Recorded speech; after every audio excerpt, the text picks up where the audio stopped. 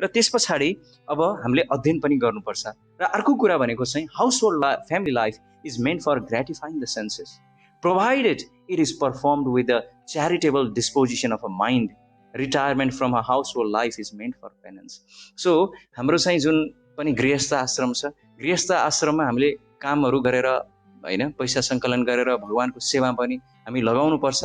र हाम्रो चाहिँ चेतनामा सदैव मैले यो काम कसको लागि गरिरहेको छु, वाइ, मैले यो चाहिँ किन भन्ने चाहिँ जति पनि कुरा छ यो हामीले प्रश्न गरिहाल्नुपर्छ। मैले किन यो सेवा गरिरहेको छु, म किन चाहिँ तपाईँको यो कुरा बोलिरहेको छु, यो अहिले म यहाँ बसेर भागवतम बोलिरहेको छु, यो किन, वाइ, यो सदैव हामीले सोध्नुपर्छ। यो किन गर्दैछु भन्दाखेरि यो गुरुहरूको आज्ञाले गरिरहेको छु, गुरुहरूको कृपाले गरिरहेको छु, श्रील प्रभुपादजीको कृपाले गरिरहेको छु। किनभने कोहीसँग पनि यो सामर्थ्य छैन कि बोल्नको लागि, किनभने भगवानले भन्नुभएको छ रसोहम अप्सु कौन्तेय प्रभस्मि शशिसूर्य यो प्रणव सर्ववेदेषु शब्दखे पौरुषम निर्सु।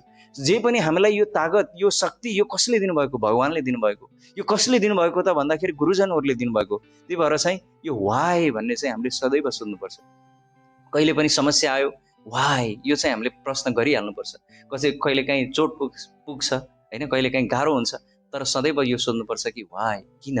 नामा त्रिपुरजीले अस्ति नै एउटा क्लासमा भन्नुहुन्थ्यो, मलाई एकदम मन परेको थियो कि एउटा चाहिँ टिना फलाम बोरा बत्तलको मान्छे आउँदाखेरि चाहिँ ए भैया कति हो यसलाई भन्दाखेरि चाहिँ होइन यसलाई त हजुर 100 रुपियाँ, अरे 100 रुपियाँ ठक्चेस मोरा, यसलाई त 50 रुपियाँ हुन्छ भनेर चाहिँ उसले भन्छ। अब उसले गाली गर्छ होइन, तर गाली गर्दा पनि उसले चाहिँ के गर्छ, होइन हजुर यस्तै हो भनेर चाहिँ उसले के गर्छ त, सहन गर्छ। किन सहन गर्छ त भन्दाखेरि बिकज द गोल इज तपाईँको चाहिँ उसको आफ्नो छोरीको विवाह गर्नु छ, घरमा चाहिँ पैसा आर्जन गर्नुपर्ने छ, त्यही भएर उसले त्यो कुरालाई सहन्छ।